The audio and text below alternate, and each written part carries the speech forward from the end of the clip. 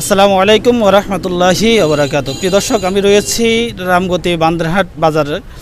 আমার কাছে একটা লোক আসছে, যে লোকটা বিগত 1 তারিখ 2005 সাল 1-2-2005 সাল এই রামগতি থেকে সে এই বোর্ডে বেলাল মাঝির বোর্ডে করে সে ইন্ডিয়াতে চলে যায়।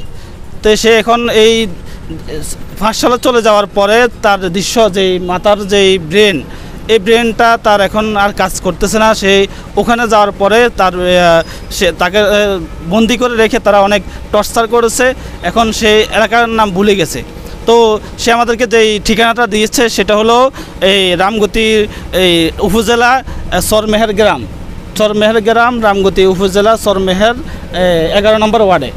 ওনার বাবার নাম হচ্ছে মাওলানা আব্দুর রহমান।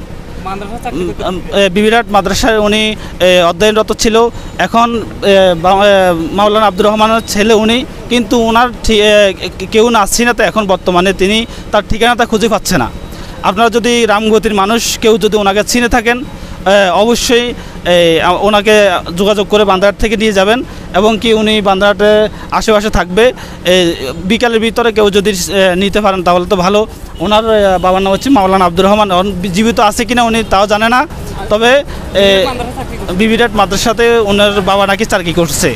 এখন বর্তমানে তিনি রয়েছে বান্দ্রাহাট বাজার। তো আমি আপনাকে জিজ্ঞাসা করি, সেটা আপনি একটু যা আপনি কত সালে গেছেন এই রামগতি থেকে?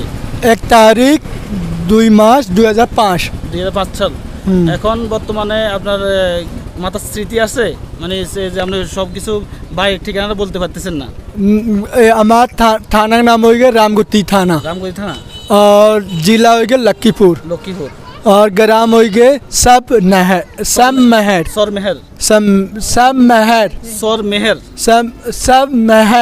আচ্ছা, সরমেহের বুঝছি।